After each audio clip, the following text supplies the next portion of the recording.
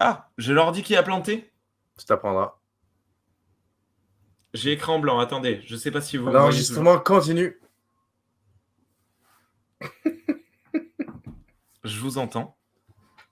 Bah écoute, je sais pas, il faudra faire du montage. Qu'est-ce qui se passe? Ah, ça y est, c'est revenu. Galaxy Pop.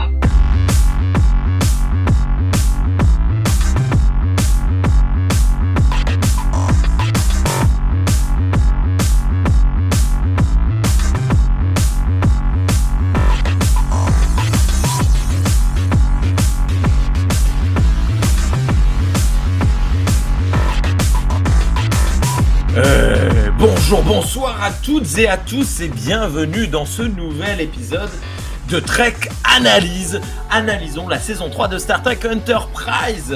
Salut Sean, comment vas-tu? Salut. Toi? Ça va très bien, merci. En route vers les 10 000? Toujours. Dans Toujours 35 ans, on le dira toujours que je suis en route vers Warp les 10, 10 000. vers les 10 000. Et salut Thierry, comment ça va? Salut Rémi, ça va? Salut. Ça va, ça fait une semaine que je me suis pas lavé, j'ai toujours le même pull. Mais... Ah, t'es dégueulasse, hein. Aussi Sean d'ailleurs. Heureusement, vous n'avez pas l'odeur. Là. Quelle bande de cochonous. Nous sommes ce soir de retour pour parler de l'épisode 10 de la saison 3 de Star Trek Enterprise, l'épisode qui s'appelle Similitude en version originale ou Le Clone en version française, diffusé pour la première fois le 19 novembre 2003.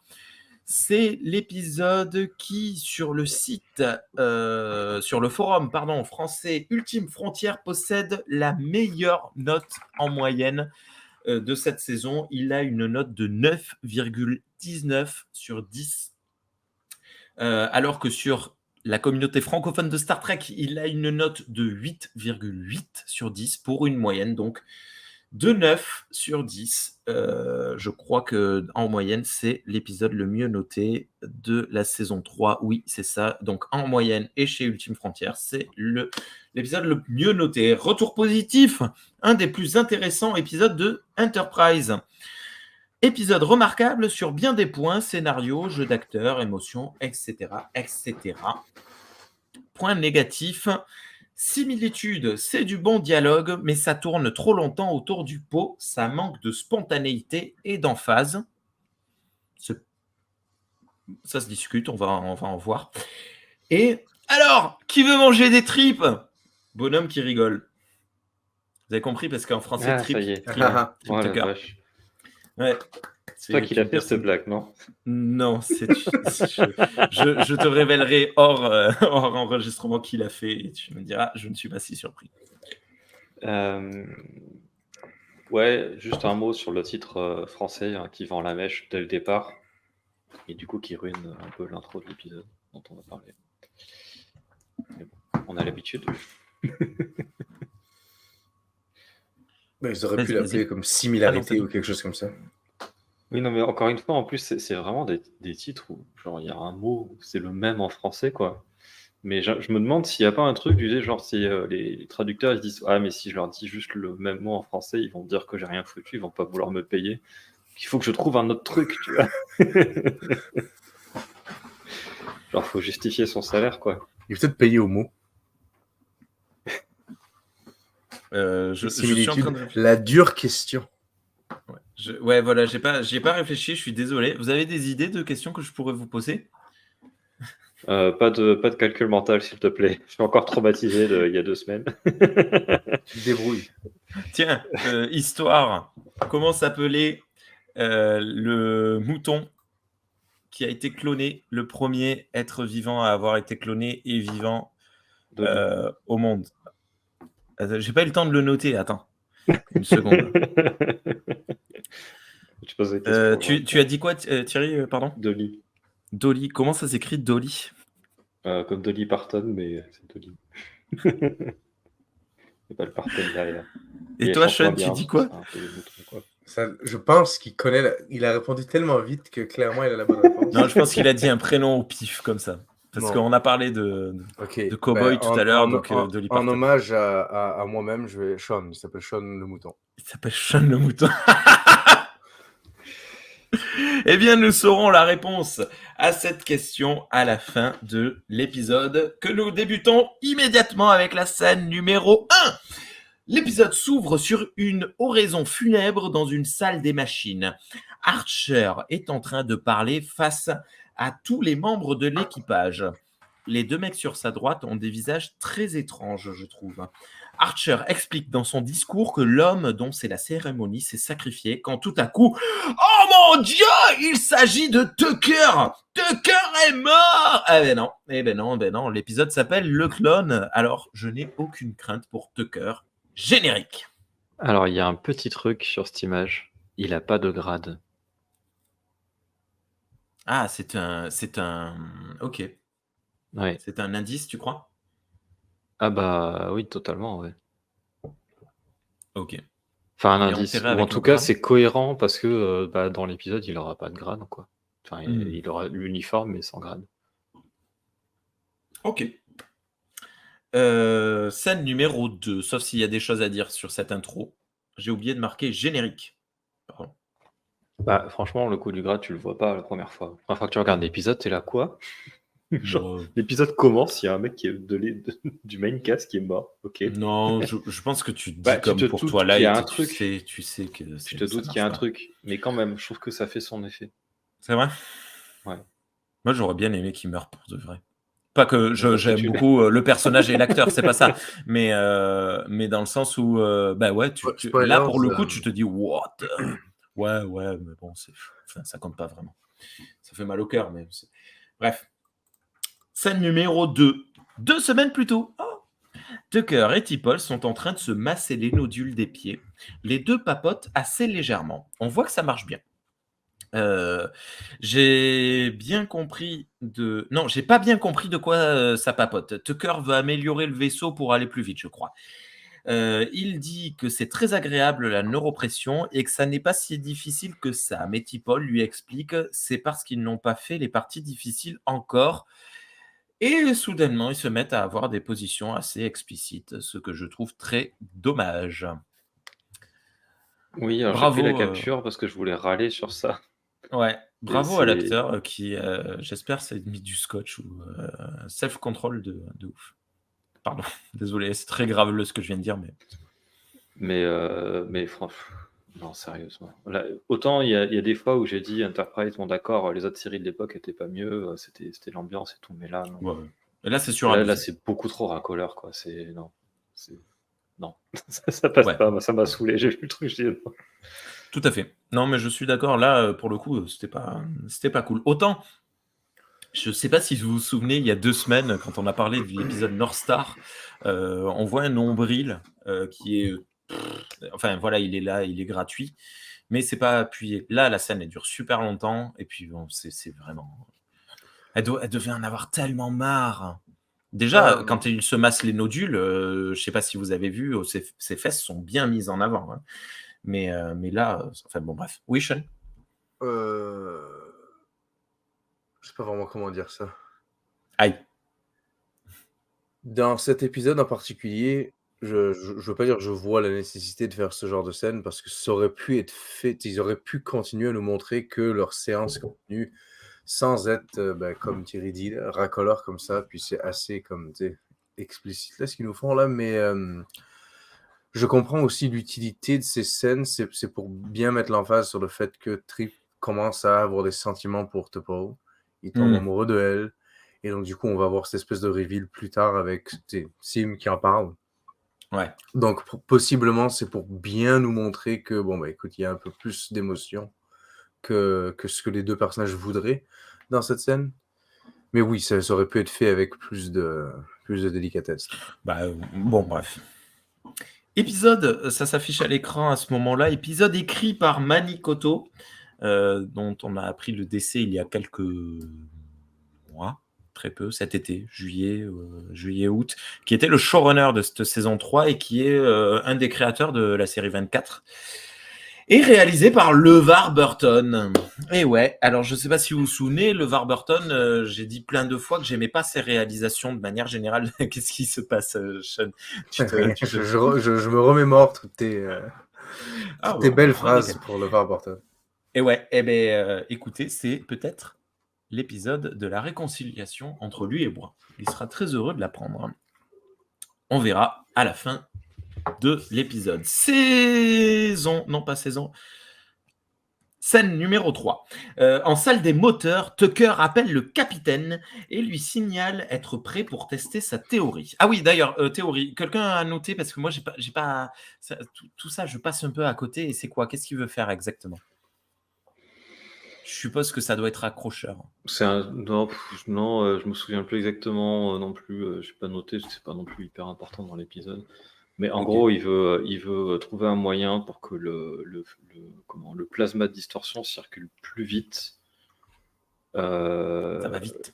Et du coup, ça permettrait d'atteindre des vitesses de distorsion plus élevées pendant plus longtemps, en fait. Parce que du coup, je suppose, là, ce qu'on voit, sur le schéma, si je comprends bien et si j'interprète bien le truc, c'est que tu as le champ de confinement, donc tu as les différentes parties du champ de confinement. C'est un peu l'équivalent des électroaimants dans un collisionneur à particules, tu vois, qui servent à empêcher que l'antimatière, donc là, que l'antimatière touche les parois.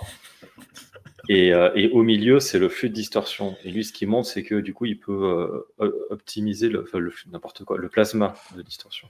Donc, il peut optimiser la circulation du plasma en affinant le champ de confinement. Ok. Si j'interprète bien le truc, parce que je me souviens bien aussi. Il veut aller plus vite, quoi. Et en gros, ça fait aller sur plus cette vite. photo.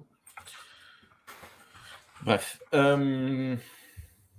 L'Enterprise s'élance alors à Warp 4.9, ce qui est plutôt rapide par rapport à la mobilette de Sean lorsqu'il avait 14 ans. Effectivement. T'avais une mobilette quand t'avais 14 ans? Non, c'est pour ça qu'elle avançait vraiment pas vite. Ah ouais. Moi, j'avais une 50. C'était une... Bref. Alors que le vaisseau vibre dans tous les sens à l'approche de la vitesse objective, Tucker active son expérience et tranquillement, le vaisseau ne vibre plus du tout. Donc ça fonctionne. C'est une réussite. Le moteur ne fluctue plus. Oh non, il y a tout qui va mal. Après une embardée, T'Pol annonce que quelque chose techno-blablate le techno-blabla. Une fois de plus, Mayweather ne parvient pas à arrêter le vaisseau. Et Tucker annonce qu'un des injecteurs a pris feu. Malgré ses efforts pour couper les moteurs, Tucker se voit obligé d'agir physiquement. Commence alors une très chouette scène où tout prend feu, notamment une colosse derrière T'Pol. Qu'est-ce que j'ai voulu écrire?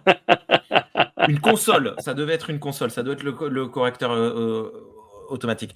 Notamment une console derrière T'Pol qui s'en fout royalement. On voit le calme vulcain agir à l'écran. Tucker parvient à arrêter le moteur en montant dessus et en actionnant une manette. Mais en descendant, oh mon Dieu! Une explosion le souffle totalement. Alors qu'il tombe à terre, t'as pas l'image? Non. Alors qu'il tombe à terre, totalement inconscient, des miettes du moteur ou je ne sais quoi lui tombent sur le visage et tout le corps. Si je l'ai noté, ça c'est parce que je pensais que c'était de là que venait le clone, mais pas du tout. C'était super prenant. Et très pam, pam, pam, pam, pam, pam, boum. Il se passe des trucs à droite, il se passe des trucs à gauche, vite, vite, vite, pam, pouf. Tout le monde est mort. C'était cool. Non? Bon, vous en foutez? Ouais, si. Mais du coup, oui, j'avais oublié le coup des vibrations. Là. Ouais. Donc en fait, ouais, c'est ça. C'est que du coup, comme il circule mieux, c'est plus stable, donc il y a moins de vibrations.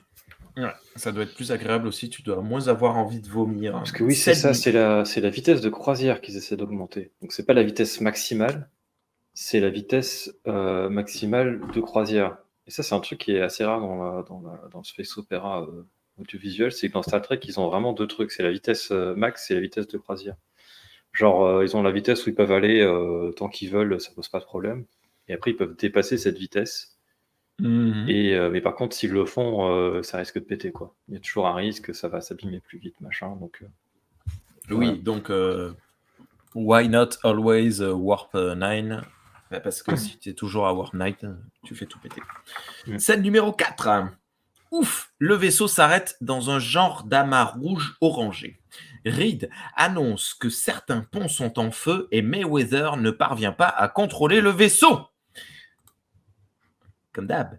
J'ai du mal à prendre des notes tellement il se passe de trucs. Si je comprends bien, le vaisseau est pris dans un champ gravitationnel. Ce n'est donc pas Tucker qui a arrêté le vaisseau. Hoshi annonce de nombreux blessés légers et un blessé grave. C'est Tucker.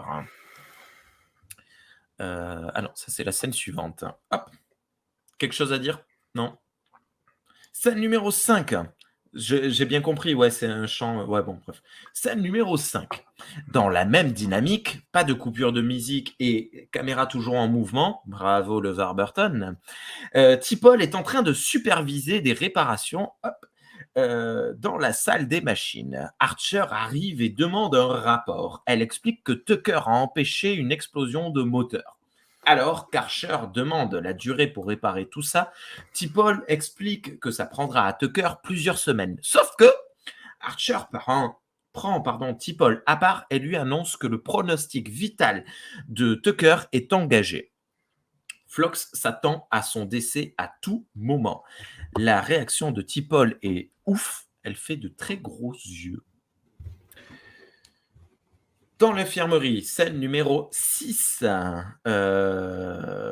Phlox veille Tucker, Archer arrive. Phlox, qui est très concerné dans cette scène, lui montre une larve de l'espace qui est capable de cloner des personnes.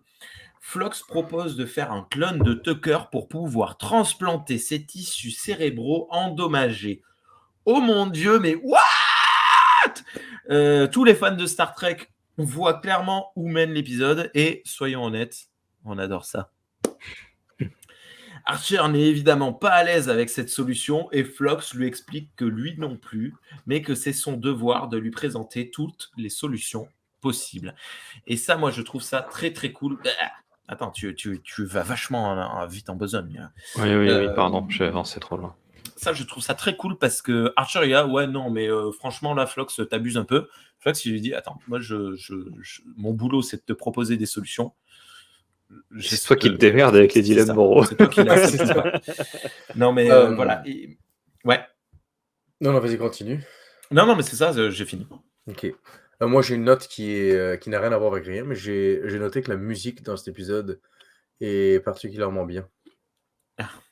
Ouais, j'ai beaucoup aimé la musique. Je trouve qu'elle avait comme beaucoup de profondeur, puis qu'elle marchait particulièrement bien avec chaque scène.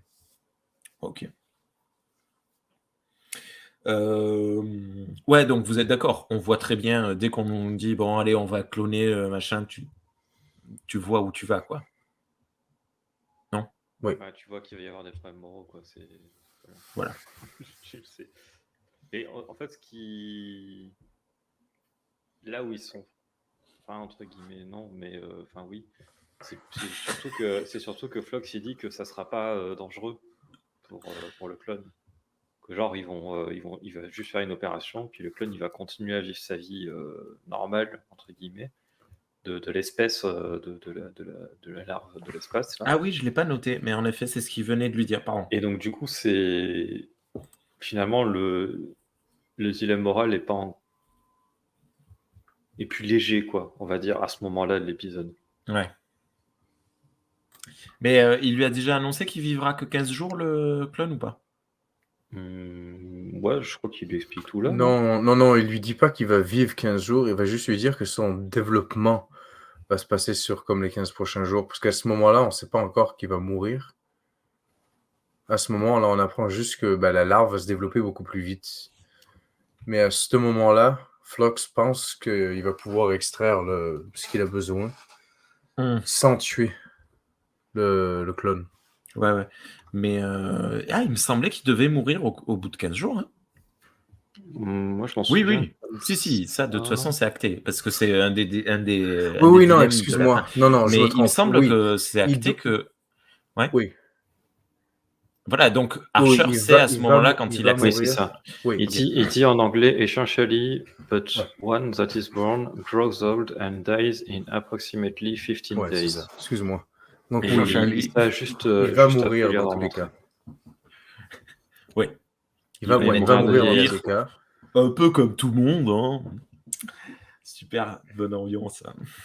Scène numéro 7. Dans sa cabine, alors qu'il est en train de manger, Archer reçoit la visite de ne pas manger, pardon. Archer reçoit la visite de T'Pol qui lui présente un échantillon d'une substance en train de s'accumuler sur la coque. Oui, ça n'a pas été dit explicitement, mais on a vu que dans le champ gravitationnel, il y a comme des particules qui viennent se coller sur le vaisseau. Cette étrange substance n'est pas complètement identifiable par T'Pol, mais on voit qu'elle peut agir comme un aimant super puissant.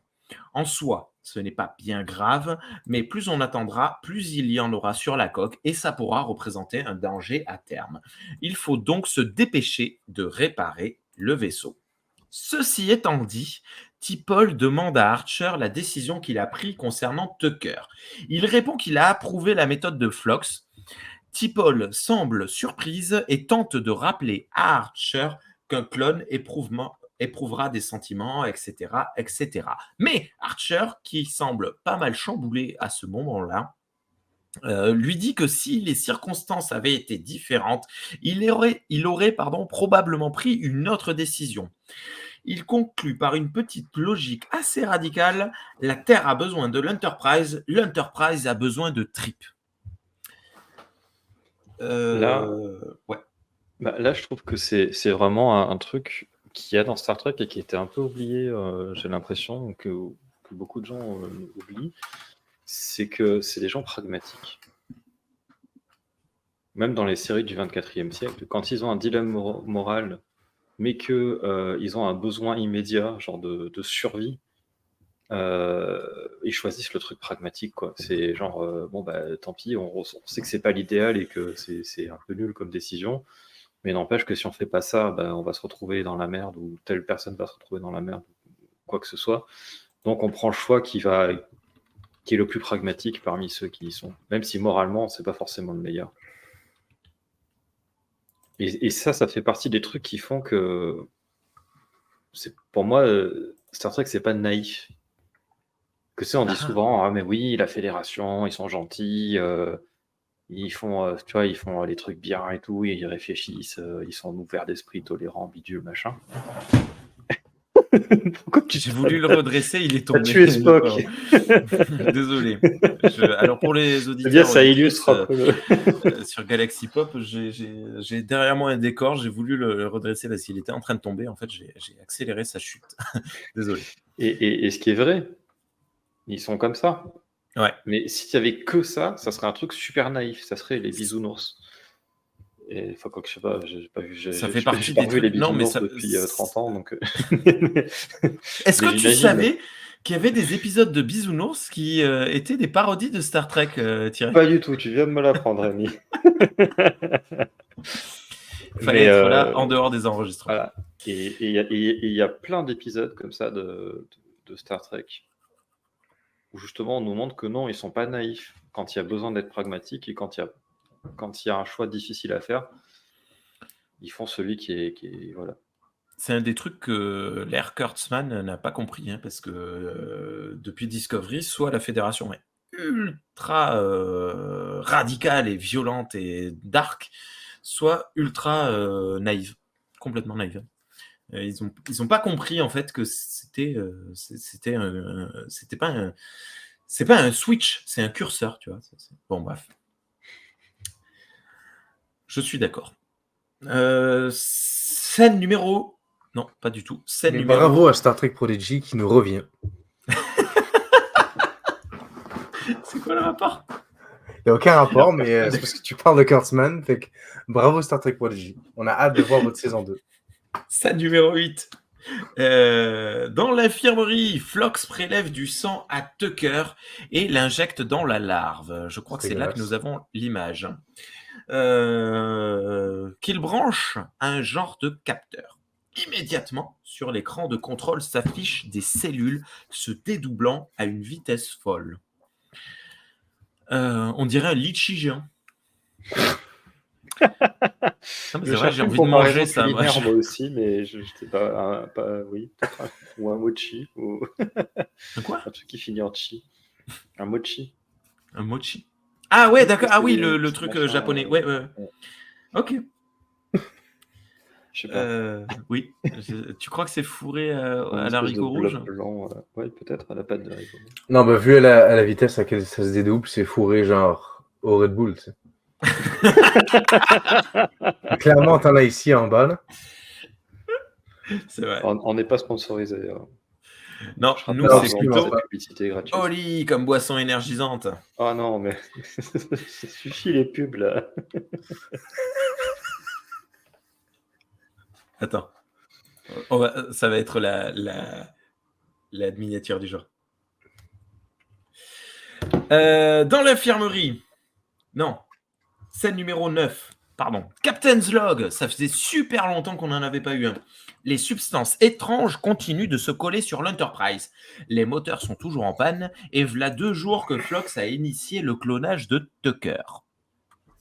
Scène numéro 10. Ah, pardon, tu avais une image de l'Enterprise. Oui, En train- j'ai zappé la première, Bah non. mais après j'ai essayé de les avoir au fur et à mesure que ça. Bah, la première, moi j'ai juste vu le vaisseau s'arrêter dans un truc, j'ai pas compris que la substance venait dessus, donc c'est normal de l'avoir raté. Ah, mais on voyait un petit peu, mais effectivement. Ça se collait. pas- Bref, c'est cool. Et Ça c'est fait- une image qui reviendra, et plus ça reviendra, plus l'Enterprise sera recouvert. Oui, Sean? Ça fait penser un petit peu, ou on va dire Discovery fait penser un petit peu à Enterprise, mais dans l'une des saisons récentes de Discovery, je pense pas que vous l'avez vu du coup, mais il y a un épisode où Discovery est échoué sur une planète de glace et une espèce de glace vivante qui recouvre peu à peu le vaisseau. Et donc, du coup, ça fait un peu penser à la même chose. Et il fonctionne cet épisode? Je l'ai vu, mais je me rappelle plus du tout. Il est correct. C'est pas non plus un épisode fantastique, mais il y a quand même, c'est rigolo, il y a un aspect western de l'épisode aussi. Il y a des guest stars qui sont très très bien là-dessus. Mais visuellement, la glace est très moche et c'est pas vraiment du plus haut niveau que ce qu'on voit ici dans Enterprise. Ah, c'est dommage parce que c'est, tu sais, je sais pas combien d'années après. Ouais, et puis surtout c'est Ben, Discovery 2 ans. qui est normalement niveau FX, c'était pas mal. Du moins sur les 2 premières saisons. Ça dépend. Tu sais, la première saison, il y a quand même la planète bleue, là, où tout est bleu. Ça t'a énervé, ça. Attends, c'était à chier. On a eu la planète rouge, on a la planète bleue. Scène numéro 10. Dans l'infirmerie, Phlox est fier de présenter un fœtus très développé à Archer. Est-ce que tu as cette image terrifiante pour beaucoup de personnes? Oui, il est trop mignon. Il a un cordon. C'est toi le fœtus trop développé. C'est techniquement vrai. Comment ça, je suis trop développé? Oui, non, trop développé. Non, t'as un fœtus très développé. Non, mais c'est cool, ça rappelle un peu Alien 4 avec. Bon, bref. Non, Les moi Borg. j'aime bien. Ça rappelle les Ouais. Borg Oui, c'est vrai aussi, les dans Borg. Voyager. Parce que là, le cordon ombilical, est en. Ça te fait rire hein, que je sache pas. Le cordon ombilical, ouais. Est en métal, c'est clairement un tuyau de vidange. Coupure pub. Scène numéro 11. Bébé Tucker est dans une couveuse en train de pleurer. Phlox, T'Pol et Archer l'observent dans l'infirmerie dont les lumières sont tamisées. Sous les yeux dégoûtés de Archer et de T'Pol, Phlox prend le bébé dans ses bras et ose lui montrer de l'amour en le nourrissant. Archer est très distant. T'Pol demande où il sera logé. Évidemment, Phlox demande à ce qu'il reste à l'infirmerie pour pouvoir garder un œil sur lui. On voit que Phlox est très heureux de cette situation. Et moi, j'ai mon cœur qui bat la chamade parce que je viens d'être tonton pour la 9e fois. Eh ouais. Merci. Oui, voilà. Productif dans la famille. Félicitations. Bravo. Oui, bravo la famille. C'est pas toi qui l'as fait, Bravo à mais vous. bravo. 12 petits enfants, Ouais. dont 3 de moi. Ouais. Non, mais c'est cool parce que ça fait 1 mois. Et... Elle s'appelle Tony. Je pense que C'est votre famille peut C'est une s'arrêter. fille, elle s'appelle Tony, c'est trop cool. Bienvenue au monde. Avec un I ou un Y? Elle s'appelle Tony. Scène numéro 12. Journal de bord. Je sais pas. Oui, je crois que c'est un je sais pas.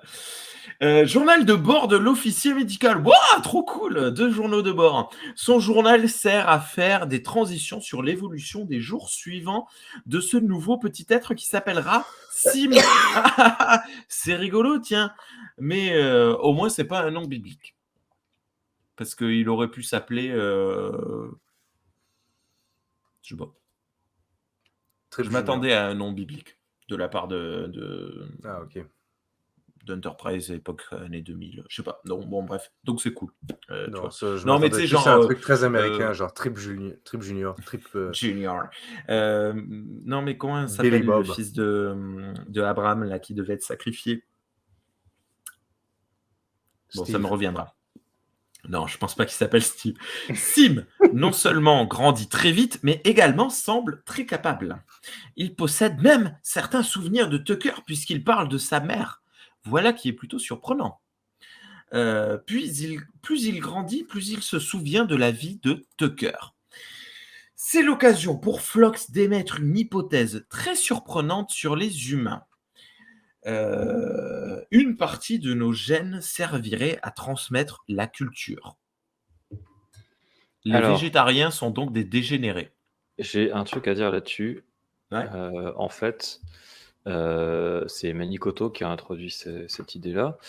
Et en fait, à l'origine, il voulait rendre plus clair le fait que la mémoire génétique de Sim, c'est une propriété de la larve extraterrestre. C'est pas une capacité humaine. Et en fait, il avait prévu une scène, enfin, il avait prévu une ligne de dialogue en plus de celle que dit Phlox pour préciser ça, mais elle n'a pas été mise à l'écran. Ah, c'est dommage. Donc, du coup, ça donne l'impression qu'il parle de la capacité humaine, mais en fait, il voulait parler de la capacité de la larve extraterrestre. Sur les forums, j'ai vu des échanges à ce propos. Des gens qui disaient ouais, ben, pourquoi c'est n'importe quoi, machin. Et ça aurait été mieux qu'on nous dise que c'est la larve qui était capable de faire ça. Ouais, c'est vraiment une duplication des mémoires, quoi. Parce que il y a une forme de mémoire génétique qui existe forcément, puisque l'instinct existe. Genre un animal qui naît, il et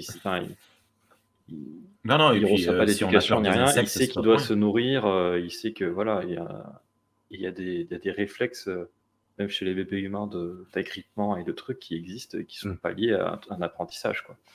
Donc il y a une certaine part de mémoire génétique, et clairement chez l'humain c'est négligeable comparé à toute la couche et les surcouches de culture qu'il y a dessus. Et du coup, il est parti de là en se disant peut-être qu'il y a une espèce qui pourrait en avoir beaucoup plus de mémoire génétique et que ça soit l'essentiel du truc et qui stocke les souvenirs dans le code génétique et machin.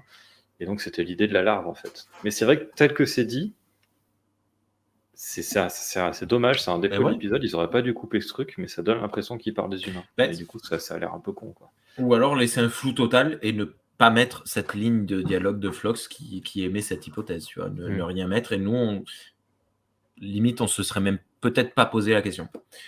Parce que du coup, moi, je me pose la question de, ok, elle a les souvenirs de Tucker, mais ses souvenirs génétiques à elle, parce que la larve, elle a des parents. Donc, enfin bon, bref. Ou pas, ça dépend comment elle se reproduit. Mais... bon, je sais pas. Sim ressemble de plus en plus à Tucker et commence évidemment à poser des questions. Phlox dit alors à Archer qu'il va bientôt falloir lui dire la vérité. Archer détermine alors que puisqu'il a ordonné sa création, c'est lui qui le mettra au courant de son but.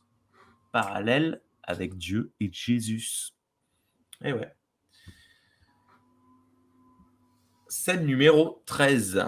Dans la cabine du capitaine, Sim, Porthos et Archer partagent un moment privilégié. Sim raconte un souvenir de Tucker lorsqu'il reconnaît la statuette avec laquelle Archer a tué un bonhomme dans une réalité parallèle. C'est Zephram Cochrane, à l'effigie de First Contact d'ailleurs. Enfin, c'est normal parce que c'est la seule statue qu'on ait vue de lui. Arthur, on la voit pas dans First Contact. Ah non, elle est décrite, oui, c'est vrai. Ouais. Ah oui, c'est ce que tu nous avais raconté en plus. Archer montre des photos et à la question « Est-ce que vous avez toujours voulu être capitaine ?» il répond « Oui, depuis toujours. C'est ce que je suis censé faire. » On trouve donc en plus le thème du destin, du déterminisme, de la fatalité concernant Sim. Archer invite Sim à aller à la scène numéro 14 que nous avons ici. Hop. Scène numéro 14. Dans un hangar, Sim apprend à piloter un drone. Ça s'appelait comment ça, il y a 20 ans? On appelait ça déjà des drones ou pas? Parce que Un avion radiocommandé. ils appellent ça juste une navette, je crois, ou je sais plus comment ils appellent ça. Mais J'appellerais même pas ça un drone. T'appelles ça un drone, toi? Bah ouais. Ok. De toute façon, drone, Ça me rappelle plus un hélicoptère ou un avion télécommandé. Ouais. Après, drone, tu sais, ça peut juste dire appareil volant sans pilote à l'intérieur, quoi. Donc, n'importe quoi qui vole et que tu commandes à distance, c'est un drone. C'est vrai. Vous avez raison. Mais donc, une voiture télécommandée, c'est un drone terrestre? Bah, ça vole pas, donc du coup, ça rentre pas dans la définition, mais oui. Tu peux, si tu précises terrestre, pourquoi pas, ouais. Mais oui, donc je sais pas si tu l'as dit, Rémi, du coup, ça m'a perturbé.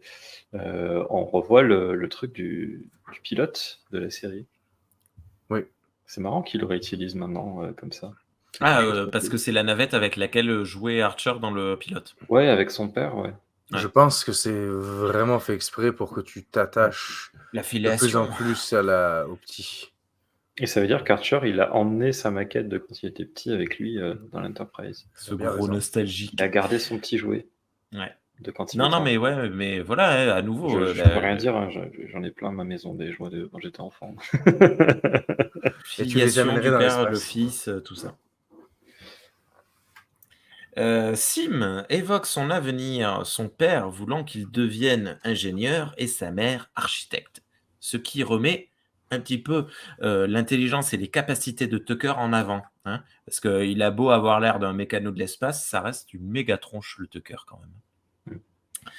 Ça rend Archer triste, mais rapidement, Sim évoque le fait que dans ses souvenirs, on l'appelle Sim, alors que ben non, dans ses souvenirs, on l'appelle Trip. J'ai marqué Sim. Alors que dans le vaisseau, tout le monde l'appelle Sim. Sim dit que ses parents lui manquent. Archer déclenche alors la scène numéro 15. Scène numéro 15. Dans l'infirmerie, Archer fait s'approcher Sim de la zone où est caché Tucker. Dès l'instant où il voit Tucker, Sim comprend tout. C'est lui, Trip. Mes parents ne sont pas les miens, mais les siens, etc., etc., etc. Lorsque vient la question fatidique de « suis-je juste une copie ?» Archer explique que Sim se crée ses propres souvenirs, qu'il est donc un être à part entière, mais qu'il a été créé pour sauver Tucker.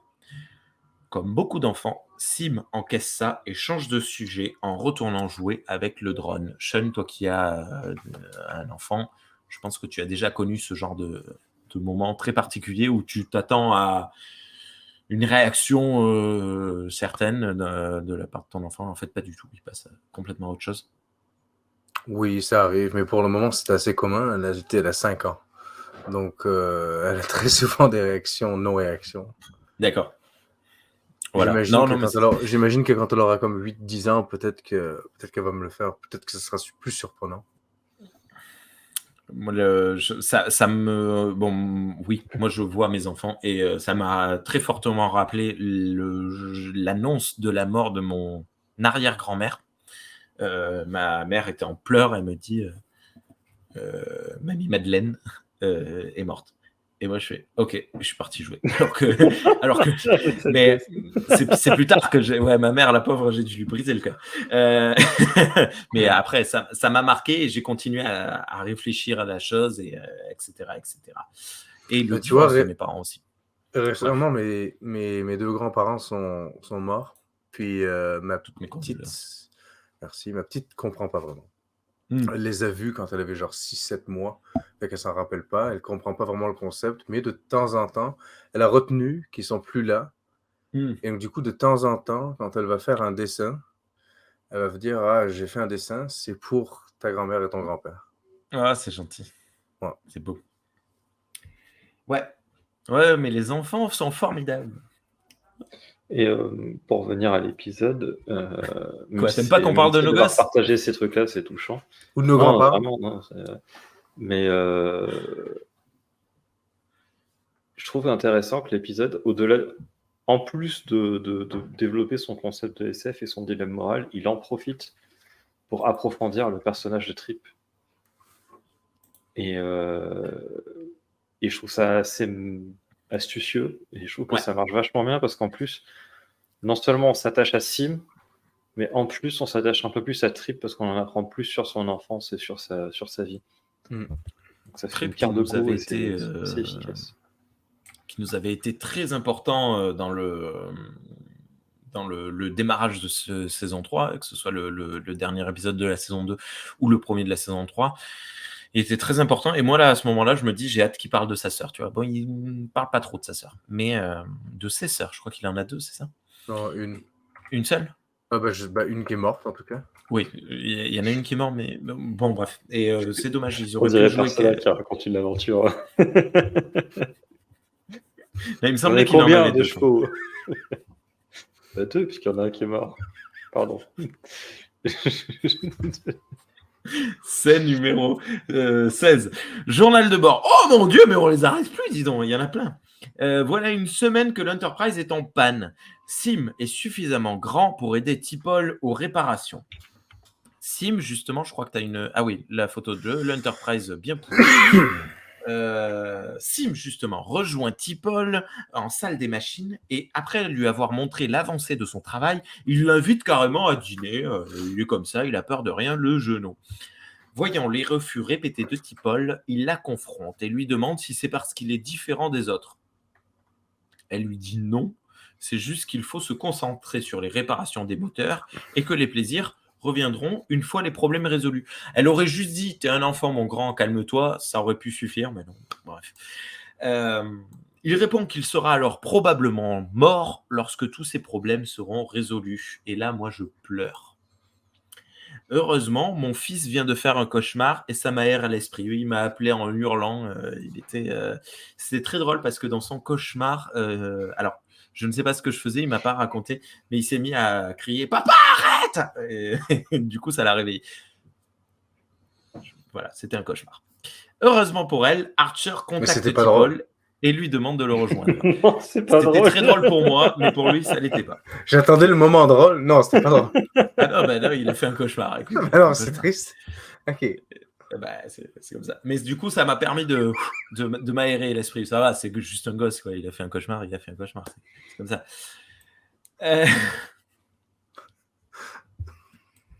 On avance. Elle était cool, cette scène, quand même. Poignante. C'était dur. Ouais, ça marche bien. Bah, la phrase, elle est hyper violente, quoi. Ouais. Alors oui, quand ça sera réparé, je serai mort. Ok. Voilà. Voilà. Il y a de quoi faire des cauchemars. Ouais, en plus. Scène numéro 17. Dans la cabine, T'Pol annonce que les moteurs fonctionneront dans à peu près 2 semaines. On voit par la fenêtre que les particules étranges ont presque entièrement recouvert le vaisseau. Archer dit 2 semaines, ce sera trop tard. D'après Reed, si d'ici 4 jours le vaisseau n'a pas quitté la zone, tout le monde va mourir. Coupure pub. C'est assez chaud. Il y a un truc marrant, c'est que l'épisode ne le dit jamais, il me semble. Mais en fait, il galère autant à réparer le vaisseau parce que le chef ingénieur est dans le coma. Oui, c'est ça. Mais je me suis dit, c'est tellement évident qu'ils le disent pas. Mais moi, il y en a un épisode, mais oui, c'est pour ça qu'il galère.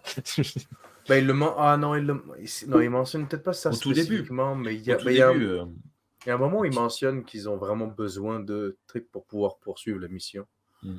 Oui, mais c'est plus noté comme un truc lointain, sachant que de toute façon, le temps que... Enfin, ouais, je sais pas. Ouais, de temps en temps, il lâche que Paul fait de son mieux, mais c'est pas Trip, quoi. La pauvre. Dès qu'on est dans des histoires où elle doit remplacer quelqu'un, genre quand elle est capitaine, c'est la fin du monde, quand elle est chef ingénieur, c'est la fin du monde. Elle est pas bonne, elle est pas bonne. Faut qu'elle reste au concept de scientifique. Scène numéro 18. Dans le mess, waouh, ça y est, Sim est adulte. T'as une photo? Non. Alors qu'il mange tranquillou bilou, Reed le rejoint. Apparemment, Sim voulait lui parler. Il demande s'il est possible de réorienter les phaseurs vers la coque pour tirer sur les particules. À ce moment-là, moi, je me dis que Reed, il a probablement déjà dû essayer. Mais ce n'est pas là où je pense que Sim veut en venir. Il veut ouvrir le hangar pour sortir de navette et remorquer l'Enterprise, puis créer quelque chose que je n'ai pas compris, qui donnera de l'élan au vaisseau afin de sortir de l'amas. On n'en saura pas plus puisque la scène numéro 19 arrive avant la fin de sa phrase, de son explication. Excusez-moi, mes notes sont un peu découpées. J'ai dû faire plusieurs allers-retours. Bon, bref. Scène numéro 19. Dans sa cabine, T'Pol reçoit la visite de Sim. Il demande à entrer et on découvre qu'il a déjà présenté son plan à T'Pol, qui lui confirme que c'est un bon plan et qu'elle l'a déjà soumis au capitaine. Ça, c'était très cool. En une phrase, il vient la voir, elle lui dit « Ouais, je l'ai vu, c'était cool, je l'ai déjà soumis. » Il dit « Ouais, ça, moi, j'ai trouvé chouette comme échange parce qu'on aurait pu soit avoir la redondance de le voir expliquer machin truc, soit complètement zapper et passer à ce qu'on va présenter de suite. » Donc, moi, j'ai apprécié. Ceci étant dit, Sim explique à T'Pol que les séances de neuropression qu'elle pratiquait avec Tucker lui plaisaient beaucoup. Il lui demande alors si les deux étaient amoureux. Elle répond que non. Sim explique alors qu'il pense constamment à T'Pol, de manière très forte, pas comme une simple amourette. Quoi qu'il en soit, Sim est très embêté car il ne sait pas si ce sont les sentiments de Tucker ou les siens. À quoi T'Pol répond qu'elle ne sait pas non plus, presque en pleurant. Avec le contexte que Thierry a ajouté au début, c'est quand même plus intéressant comme phrase. Parce que quand tu regardes l'épisode comme ça, il dit, je sais pas si c'est mes sentiments ou des sentiments de Trip, mais là, avec l'idée, le concept que ces souvenirs sont vraiment à cause de la larve, là, tu te demandes, est-ce que c'est les sentiments de la larve? Je veux dire j'arrive pas à m'exprimer, mais... Non, mais on comprend. Mais c'est ça. Hein. Et il y a une phrase que j'aime bien, là, je ne l'ai pas notée, mais tu sais, il dit bon, d'accord, quand j'étais ado, j'étais amoureux de vous, mais c'était un truc d'ado. Voilà. C'était il y a 4 jours. C'était là. Ça va, c'est du passé. Bon, là, j'ai grandi, là, arrête. Mais ce qui explique du coup que quand il était adolescent, il était un peu rentre-dedans, parce que venir voir sa patronne et lui dire hey, « ça vous dit qu'on boive un verre après le boulot ?» T'as 16 ans, t'es gentil, quoi, calme-toi. Donc c'est même adolescent, en fait, ses sentiments étaient très forts et exacerbés par le fait de son adolescence, mais réels quand même. Scène numéro 20. Dans la cabine du capitaine, Sim est surexcité et demande à piloter une des navettes. Archer refuse catégoriquement, prétextant qu'il n'en a jamais piloté. Mais on sait toutes et tous que c'est parce qu'il veut garder les cellules de Sim en bon état pour opérer Tucker. Il a aussi techniquement jamais piloté de navette. Alors que Sim le confronte, Archer lui dit que ce n'est pas tant qu'il veut que Sim survive pour sauver Tucker, mais que son plan doit absolument fonctionner, car si dans 6 heures, il n'a pas fonctionné, tout le monde est mort. Et ça aussi, c'est cool, parce que Archer, il refuse son truc où il dit non, c'est pas juste pragmatique par rapport à toi. On a établi un plan, on s'y tient, parce que si on s'y tient pas, on ne sait pas comment ça va se passer, et ça va chier, et tout le monde va mourir. Et ça, moi, ce recadrage, je l'ai apprécié. Après, il me semble qu'il le dit quand même, genre il assume un peu le truc aussi. Oui, il le dit. Il lui dit vous voulez me laisser en vie parce que si je meurs, Tucker meurt. Et il lui dit oui, mais aussi le reste. Mais j'aime bien le fait qu'il assume. Il ne cherche pas non plus à contourner le truc et à juste dire, parce que son argument d'après, il est valable. Et il ne cherche pas à continuer à contourner le truc en disant non, c'est pas ça, machin. Il dit si, oui, c'est ça, carrément. Il assume jusqu'au bout son truc. Et après, il rajoute un argument de poids qui dépasse le truc. Ouais, voilà. C'est des gens pragmatiques. Scène numéro 21. Le plan de Sim est en route sur la passerelle. T'Pol, Archer et Sim supervisent. Sim utilise les phasers du vaisseau pour tirer sur la porte du hangar. Je crois que là, on a l'image. Ce qui libère les 2 navettes pilotées par Reed et Mayweather. D'ailleurs, Mayweather a la navette numéro 2. C'est un détail. 1. Les 2 navettes balancent des grappins sur l'Enterprise et tentent de le tirer en avant. Sim donne quelques ordres. Après des péripéties qui font que son plan ne marche pas, le vaisseau finit par avancer dans un bruit de rouille. What? Mais le plan a C'est vrai qu'on fonctionné. dirait une sorte Archer de rouille. Archer félicite Sim. Oui, ok, on dirait de la rouille, c'est rigolo. Mais pourquoi ça fait du bruit alors que c'est juste un truc qui flotte? Et pourquoi ça fait du bruit alors qu'on est dans l'espace? De toute façon, oui, non, mais voilà, c'est ce que j'allais dire. De toute Il n'y a façon, pas de il y rouage. bruit dans l'espace. Voyons Ça donc. n'a aucun sens. Ça n'a aucun sens. C'est pour- Je tiens à préciser pour tous nos auditeurs, nos auditrices, que l'on parle de Travis et de Hoshi le plus possible dans cette série. Dès que je les vois, je les cite. Non, mais Hoshi, elle a eu au moins un épisode, certes, pas super. On va dire à elle. Voilà, dans cette saison 3, mais Weather, je pense pas qu'il en est. C'est catastrophique. Et une fois de plus, moi, je suis désolé, mais c'est le pilote de l'Enterprise. Pourquoi il n'a pas la navette numéro 1? Il dit... On s'en fout du numéro des navettes. Non. Oh là là. On est dans une organisation paramilitaire, on s'en fout pas. Ça serait... elles auraient des noms, genre J'ai pas comme fait elles sont l'armée. dans... Moi, j'ai fait l'armée. T'as pas fait le Vietnam. L'Indochine. T'as fait une journée d'intégration, c'est pas ça? Ouais. Non, je vais pas révéler de choses là-dessus.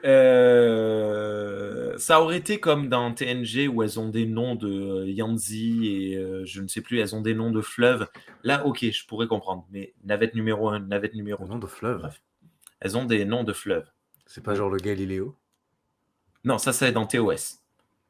Dans TNG et Deep Ah, Space ok, Nine, elles ont des noms de fleuves terrestres. Ok. Non, franchement, on s'en fout des numéros. Ça n'a rien à voir avec la hiérarchie, c'est juste un identifiant, quoi. Non, Ça je suis pourrait pas d'accord. être 8472 et 482.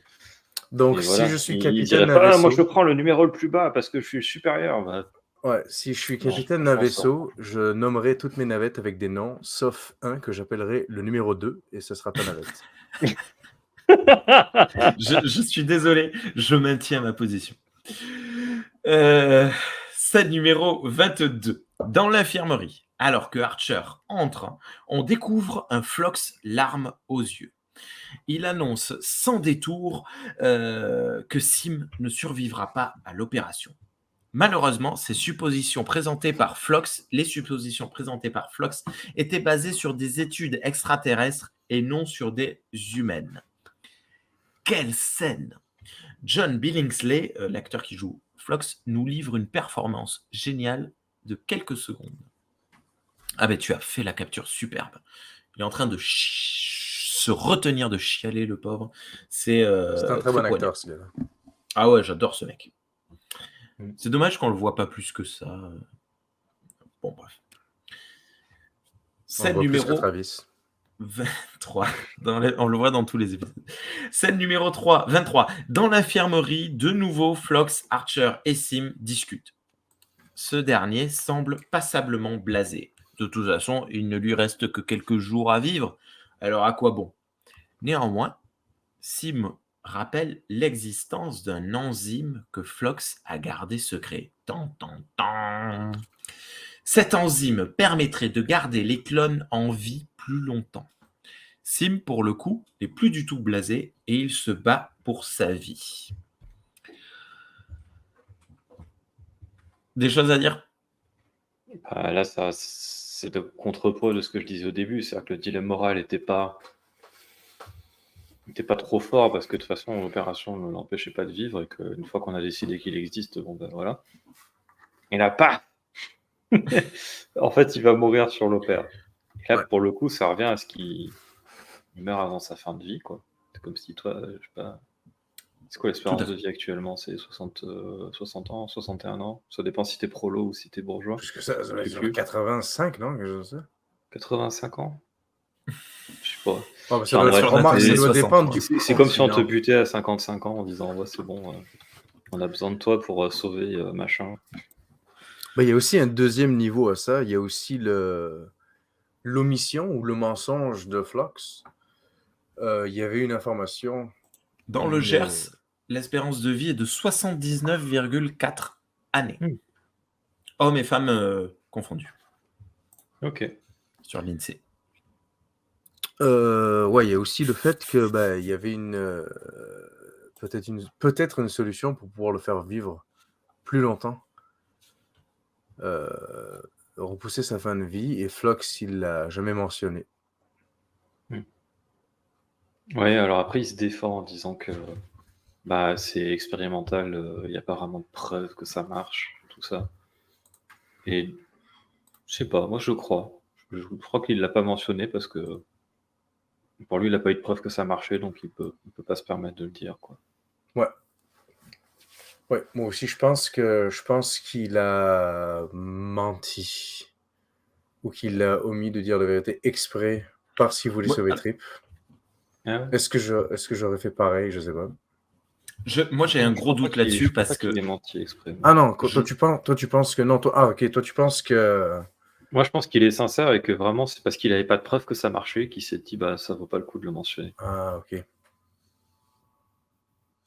Mais ça pas paraît de preuve. bizarre. Et en plus, le fait d'avoir découvert que ces études, vu que c'était pas fait sur des humains, ont fait qu'en fait, il va mourir. Et il a dû se dire, en plus, l'enzyme, on n'est vraiment pas sûr du tout que ça marche. Même tendance, pas du tout. Ok. Moi, j'aurais utilisé ça comme argument si j'avais été lui pour me défendre. Mais je trouve ça particulier que Phlox l'ait pas mentionné. Ça me paraît quand même être... Peut-être qu'il contraire faudrait au une version personnage, Director's Cut. Director's Cut. Je pense qu'il manque des scènes, tu vois. Non? Possible, hein, vu que déjà, il y en a une assez essentielle qui manque. Il manque peut-être d'autres. Ouais. Non, mais ça aurait été bien la même chose, mais sur 1h30 plutôt que 3/4 d'heure. Tiens. En parlant de ça, il faut qu'on accélère, je crois, Sean. Excuse-moi. Tiens, regarde. Avant la scène numéro... Partage ça au moins, tant qu'on est sur le sujet. Tu voulais un sondage? On a un sondage. Was Phlox wrong to lie about sim possibility having a life in similitude? Est-ce que Phlox a eu tort de mentir à propos de la vas-y, traduis, c'est super dur. Non, est-ce que Phlox avait tort quand il a menti à propos de Sim pour... mon Dieu, j'arrive même pas à le traduire. Ah, t'as vu, c'est chaud à traduire.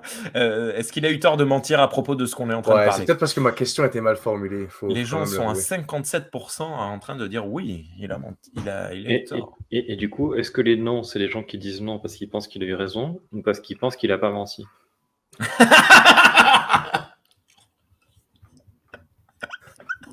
Attends, faites-le comme tu veux. Il n'y aura pas de deuxième sondage. Ça marche très bien, bravo. C'est comme ça qu'on a des résultats ici. Ouais. Et vous, à votre avis, dans les commentaires, est-ce que Phlox avait raison de mentir? Est-ce qu'il a menti? Est-ce qu'il a eu tort de mentir? Dites-le nous. Avant la scène numéro 24... Êtes-vous en train de mentir? L'Enterprise sort du champ gravitationnel et on voit que immédiatement les particules collées sur sa coque s'en vont et retournent vers le champ. C'est assez étrange et assez impressionnant, je trouve, comme image et très cool. Scène numéro 24. Dans la cabine de Sim, Archer lui rend visite alors qu'il regarde les photos de sa sœur. Je découvre alors que c'est en réalité la cabine de Tucker et non de Sim. Sim n'a rien à y faire. Archer est plutôt énervé de la situation. Sim se défend, arguant qu'il a les souvenirs et le corps de Tucker. Il est donc Tucker. Selon lui, Archer lui refuse son humanité afin de pouvoir le condamner à mort plus facilement. Archer répond que s'il ne meurt pas, c'est lui qui condamne à mort Tucker. Je trouve que c'est une réponse très violente et assez étrange. Sim crie que sa vie est en jeu et qu'il doit bien tout tenter, bordel! Mais Archer n'en démord pas. Il va même jusqu'à rappeler à Sim ce qu'il est capable de faire. Et face à l'accusation de Sim, vous êtes un meurtrier, Archer lui répond, ne m'en fais pas devenir un. Mais bordel, c'est horrible. Meilleure pire scène de l'épisode, meilleure pire scène de la série, meilleure pire scène de... Quelle tension, quel horrible échange, c'est poignant. Si t'as des souvenirs de trip, tu sais de quoi je suis capable. Ouais. Ah ouais, c'est violent. Ouais. Mais Waouh. Eh oui, on a tous vu la saison 1 et 2, et surtout cette saison 3, on sait de quoi il est capable. Surtout la saison 3. il va le mettre dans un sas. Non mais ce qui est, je sais plus ce que je voulais dire. Non mais c'est poignant, hein. Tu veux pas mourir, je vais te tuer, tu vas voir. Non mais oui, puis ça revient au truc du c'est pareil, il a le choix entre avoir peut-être un type qui a les mêmes compétences que Tucker, qui pourrait éventuellement vivre d'après une théorie sans preuve aussi longtemps que lui, et donc remplacer Tucker, ou sauver Tucker et être sûr à coup sûr, et être sûr qu'il aura le bon mec avec les bonnes compétences. Et tout. Le gros souci, c'est qu'on ne peut pas tester. C'est-à-dire qu'on n'a pas le temps de tester l'enzyme, parce que le temps que l'enzyme fonctionne éventuellement, Tucker sera mort. Ça, c'est le point. Ouais. Je sais que c'est très sujet à interprétation. C'est très sujet à interprétation, mais je vais dire que Sim est déjà pas du tout la même personne que Trip. Parce que Trip se serait sacrifié tout seul sans hésiter, alors que Sim ne le fait pas. Et rien que sur ça, tu peux voir que le caractère et comme genre le style de personne que c'est pas une... on va dire, c'est une moins bonne personne, c'est tough à dire, là, c'est quand même méchant, là, mais c'est... Tu sais, Archer, il recherche plus Trip que ce qu'il recherche Sim comme personne. Ouais.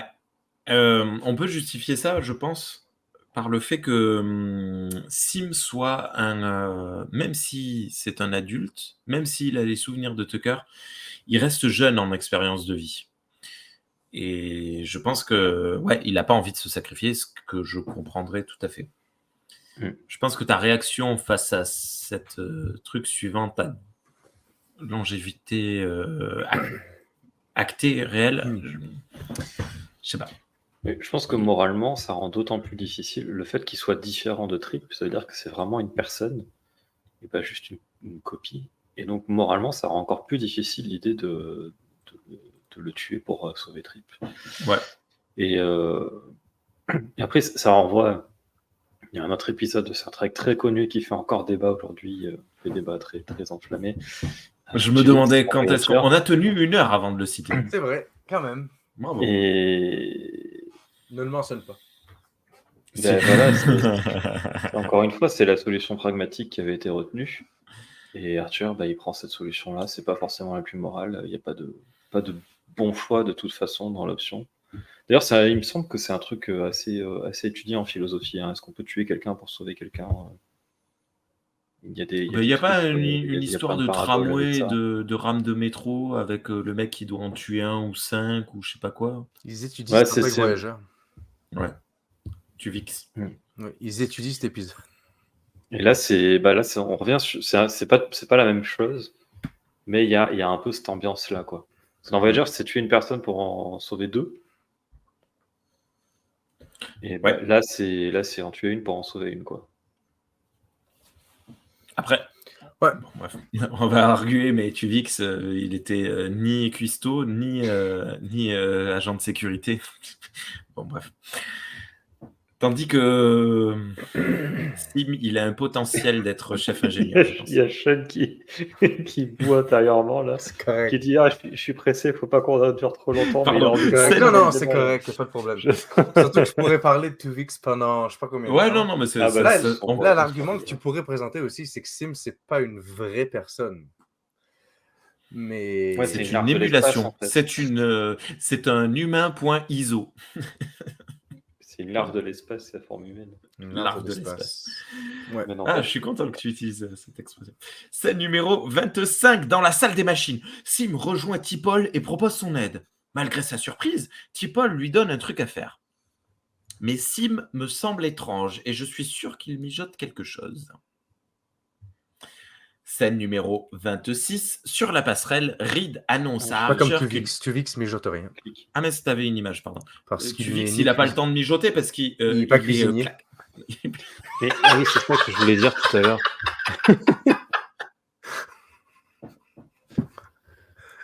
Oh le pauvre.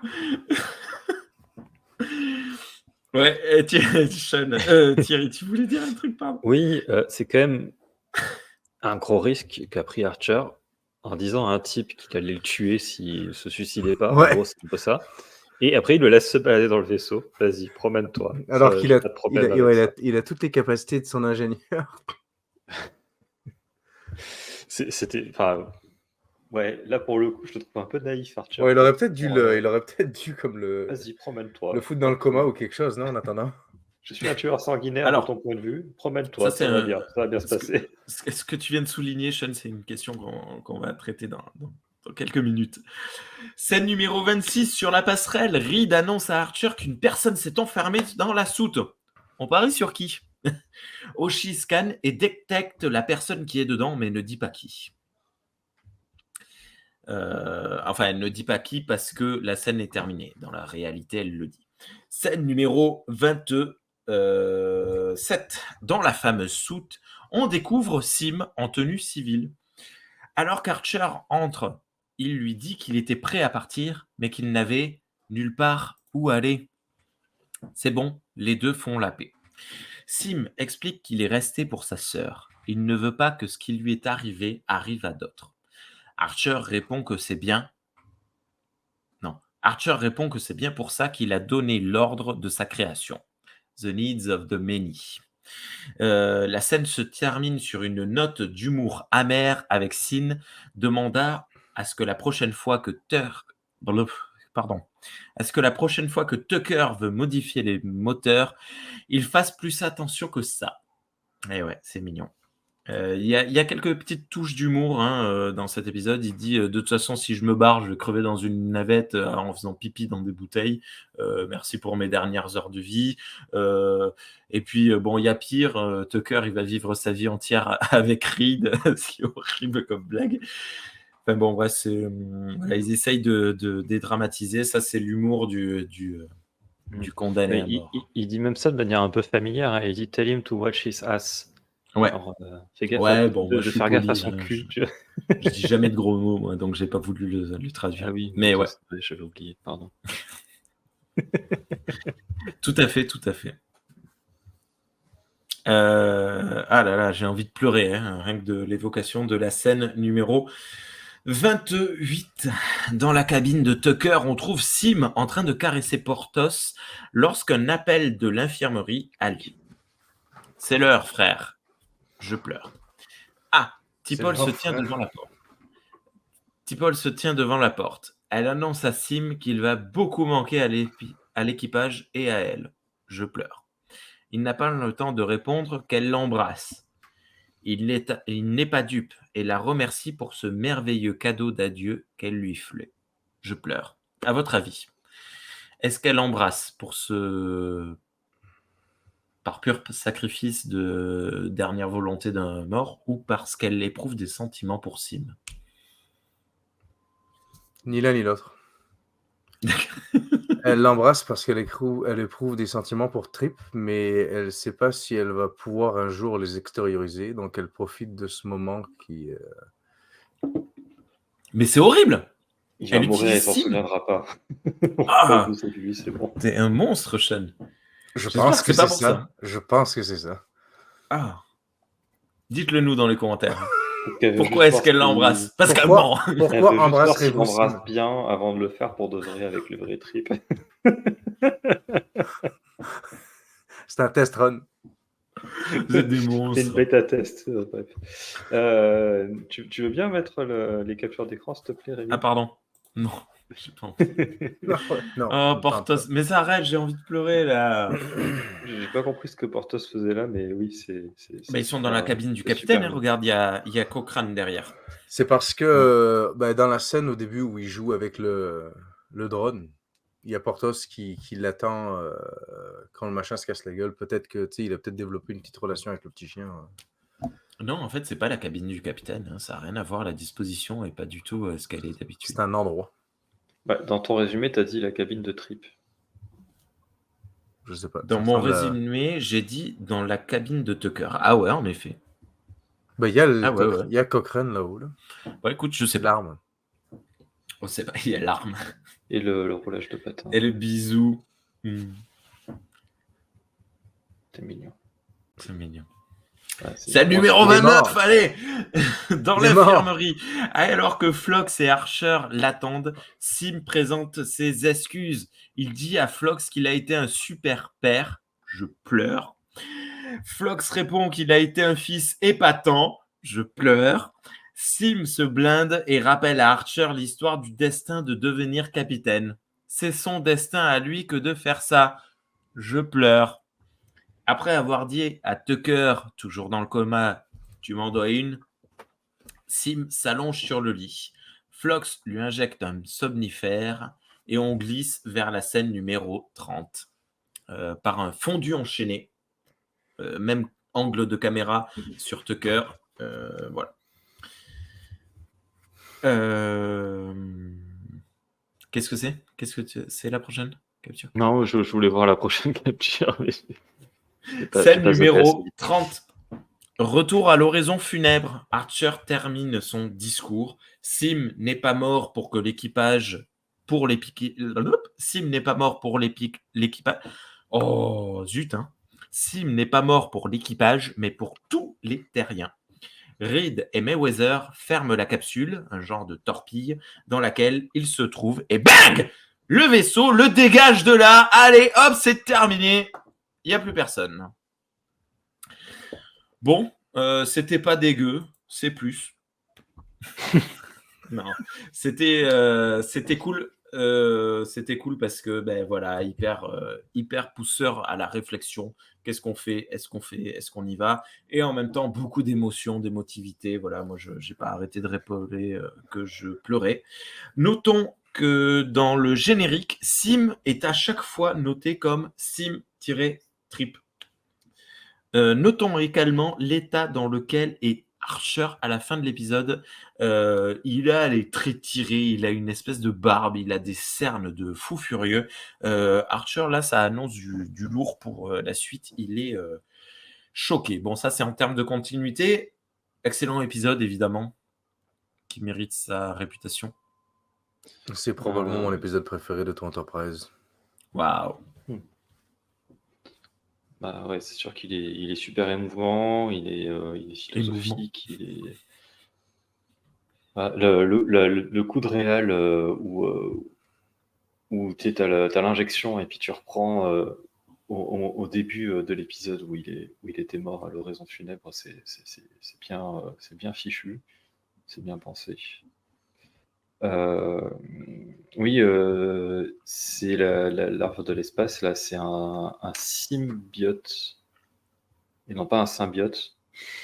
Elle est très drôle, la blague. Non, mais c'est pas une blague, ça se ressent vraiment, quoi. Les deux termes, il y a juste un I qui se transforme en Y, quoi. Ouais.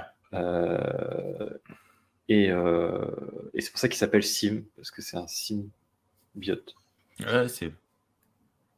Voilà. C'est pas une référence au jeu vidéo, les Sims. Ou SimCity. Ok. Je pense qu'ils ont pris ce truc, genre, je pense que, tu sais, de biote, t'as un truc, je sais pas la racine, mais ça doit vouloir avoir un rapport avec la biologie, donc c'est un machin biologique qui simule, donc un symbiote. Ouais. Je sais pas comment ils ont traduit ça en français, mais ça doit pas être facile à traduire en français. L'arbre de l'espace. Et du coup, il s'appelle l'art. Pardon. Oui, d'ailleurs, c'est vrai. Dans les sous-titres, il s'appelle Sim. Bien. Non, très bon épisode, très, très puissant. Tout le monde a un jeu d'acteur de fou là-dedans, en plus. Ouais, ils jouent tous bien. et toutes. Et chronologiquement, Ouais. par rapport à la chronologie interne, c'est la première fois qu'on voit une torpille utilisée pour envoyer un cadavre dans l'espace. Ah oui. Puis pour te faire plaisir, Thierry, effectivement, c'est pas Archer qui sauve le monde, c'est Phlox et sa larve. Fait que grâce à Oui. Phlox et sa larve, Ah oui, il y aurait ça, il y aurait pas de Terre sinon. Et est-ce que du coup, T'Pol aurait pris cette décision-là? Ah ah! Ah bah Et du coup, écoute, ça explique peut-être. dans Twilight, Tucker est toujours là. Ah, mais après, Oui, il c'est appelle vrai. Tucker. Donc peut-être que Ah oui. ça a marché et qu'ils se sont mis à Peut-être l'appeler ils ont Tucker. juste- Et en non plus, ouais. il disait, mais moi je suis Tucker, c'est pareil. T'Pol est Ouais, tombée. c'est vrai, des c'est vrai. bonus, quoi. Elle est là ta réponse. T'Pol est tombée amoureuse de Sim, donc elle a Ah, gardé non. ce trip-là. Non. Ah non, c'est vrai, Bah elle est non, tombée puisqu'elle est bah non, amoureuse de puisqu'elle Archer est. dans Ouais. Twilight. Ouais, c'est Enfin, vrai. amoureuse, elle est... Oui, mais elle le devient qu'après, peut-être. Ouais, peut-être qu'ils ont vécu une relation d'amour pendant 12 ans. Ah ben non, pas pendant 12 ans. Le temps, ça a duré 2 ans. Bon, bref. Non, mais Twilight, c'est de la merde. Il faut pas faire ça. Ah Euh, Non. non, si le point positif, négatif, le point négatif selon moi, là, il est vraiment d'ordre émotionnel. Phlox est sous-exploité dans cet épisode. C'est le père de Sim et c'est lui qui l'a éduqué dans les 3 premiers jours de sa vie, 4 premiers jours de sa vie. Et c'est dommage. J'aurais tellement aimé avoir l'épisode centré. Tu enlèves Archer, tu mets Phlox à la place. Et genre Archer qui dit à Phlox non, tu trouves un moyen, il faut le tuer, c'est tout, il donne l'ordre ou un truc comme ça. En plus, ça pourrait créer des problèmes entre Phlox et Archer sur les épisodes suivants, ou je sais pas. Bref, moi je suis désolé que ce soit pas Phlox le père de Sim. C'est triste. Parce qu'en plus, t'imagines le recul qu'il doit prendre pour... Il doit tuer son fils, quoi. Oui, Thierry. Ils le disent quand même. Genre, ouais, mais c'est pas assez reconnu. Mais effectivement, ça aurait pu être plus appuyé. Moi, ça me... Et pareil, j'ai encore perdu ce que je voulais dire. Je suis désolé, c'est ma faute. Je parle beaucoup et j'amène beaucoup de... Oui, si. Ils auraient pu être, comment dire, moins... comment dire, il y a un dilemme moral et au final, ça se conclut par Sim, il accepte de lui-même de se sacrifier pour sauver Trip. Et du coup, ils auraient pu s'épargner de dire Archer, il a un avis. Tu sais, ils auraient pu faire hésiter Archer tout le long. Ouais. Et puis conclure sur bon, bah, finalement, il se sacrifie, terminé, on a les mains propres, quoi. Ah ouais, non, mais ça aurait été trop facile. Ouais. Ils sont pas allés à la facilité. Ouais. Et ils ont dit, ok, Archer, c'est un mec. Archer, c'est un mec qui est fonceur. C'est un mec qui, en début de saison, même s'il a mis de l'eau dans son vin par rapport au Xindi, en début de saison, parce qu'il a traqué, ouais. Pardon. En début de saison, il voulait tous les tuer. Il a torturé un mec et tout. C'est pas donc ils sont allés au bout du concept d'Archer, même si il s'est un peu calmé. Ils ont gardé ce truc-là du mec, il est fonceur, il a un avis, il a pas peur de le dire, et il y va, quoi. Et donc il dit oui, je suis prêt à te tuer, ouais. Et voilà, je trouve que c'était osé quand même de faire ça. Je suis totalement d'accord avec toi, surtout que vu que l'oraison funèbre commence par il s'est sacrifié pour tout le monde, machin, j'étais sûr et certain que c'était lui dans une navette, que c'était lui qui sauvait l'Enterprise ou un truc comme ça, machin, et qui l'opérait post-mortem. Et en fait, non, en effet. Et je suis super content d'être triste. Non, mais ouais, tout à fait. Je suis totalement d'accord avec toi. Quelque chose d'autre à dire sur Wation? Non, fantastique. Bon épisode, fantastique. On révèle la réponse à la question qui est le premier animal vivant cloné. Eh bien, oui, tu avais raison, c'était Dolly. Mais pas Dolly Parton, voyons. Allons. Et l'astuce, c'est que Dolly a été clonée, et sauf qu'elle avait l'âge de sa mère. Du coup, elle est morte jeune. Non, elle est morte d'autre chose. Non, elle est morte jeune. Je sais plus, mais elle n'a pas vécu très longtemps, ouais. Ouais. Donc, Thierry, tu as bien, ça y est, 3 points, et tu prends la tête devant Sean qui n'a que 2 points. Ah, le loser. On est quand même pas très bon. Non, ça fait. On est à combien d'enregistrements? Genre le 9e épisode. Non, le 9e, non? 9e épisode, 10 enregistrements et toujours, il n'y a eu que 5 bonnes réponses à trouver. Bien, merci à toutes et à tous. Dites-nous, vous auriez sauvé Tucker? Mais non, on s'en fout. On n'a rien à taper, il fallait qu'il meure. Est-ce que Tuvix savait cuisiner? Ouais. Je sais plus, en plus, c'est abordé ça, qu'il sait faire des trucs quand même. Qu'il veut faire. Bon, bref, non, mais on s'en fout.